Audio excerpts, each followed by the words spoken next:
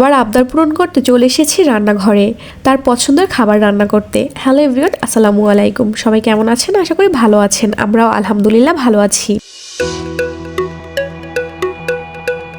আজ যেটা রান্না করব সেটা শুধু রাফার বাবারই পছন্দ না, রাফারও কিন্তু অনেক পছন্দ। একজন পুরুষকে বিয়ের আগে তার মা যত্ন করে খাওয়ায়, আর বিয়ের পরে তার বউ তার পছন্দের সব খাবারগুলো যত্ন করে তার জন্য রান্না করে।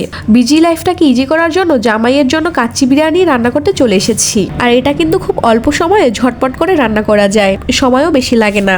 আর এই যে ব্যস্ত জীবনকে আরো সহজ করতে আজকে আমি প্যাকেট মশলা দিয়ে বিরিয়ানিটা রান্না করব।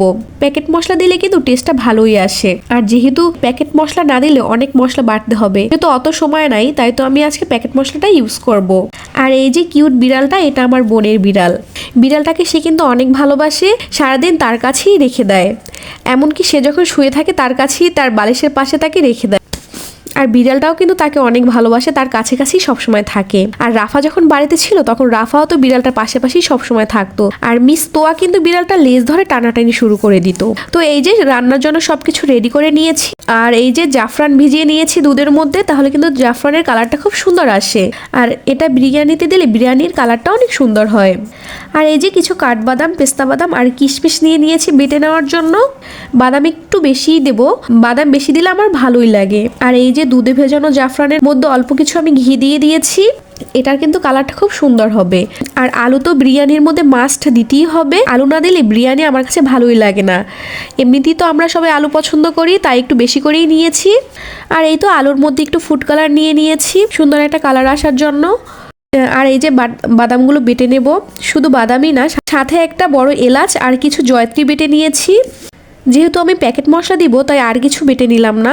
আর এই তো আদা রসুন বাটাও নিয়ে নিয়েছি, আর ভাবছি বেশি করে বাদাম কুচি দেবো, বাদাম কুচিটাও না অনেক ভালো লাগে। আর এই তো বাসায় টক দই বানিয়ে নিয়েছি, আর যা যা লাগে সব কিছুই নিয়ে নিয়েছি। এখানে সস আছে, তারপরে গোলাপ জল আর কেওড়া জলও আছে। গোলাপ জল আর কেওড়া জল দুটো দিলে কিন্তু বিরিয়ানির ফ্লেভারটা অনেক সুন্দর হয়। আর এই তো এখন আলুগুলো আমি ভেজে নেব। আজ কিন্তু আমি বিরিয়ানিটা খাসির গোশত দিয়েই রান্না করব, তবে কাচ্চির সব মশলা থাকবে, কিন্তু শুধু কাচ্চির মতো আমি দিয়ে রান্না করব না, তেহেরির মতোই রান্নাটা করব। গোশতটা যেহেতু দোকান থেকে কিনে এনেছে, তাই ছোট ছোট সাইজের, যদি বড় সাইজের হতো তাহলে আমি দমে দিয়েই রান্না করতাম। আর এই তো গোশতটা বসিয়ে দিয়েছি। আর এই তো আলু ভাজা শেষ, এখন আলুগুলো নামিয়ে নেব। আর এই যে চালটা এখন পানিতে ভিজিয়ে রাখবো অনেকক্ষণ, তারপর কিন্তু পানিটা ঝরিয়ে নিতে হবে। আর কিছুটা পেঁয়াজের ব্রেস্তাও করে নিয়েছি। আর পেঁয়াজের ব্রেস্তাটা যখন আমি করি তার মধ্যে কিন্তু আমি কিছু দারচিনি আর এলাচ দিয়ে দিই, তাহলে কিন্তু স্মেলটা আরো সুন্দর হয়।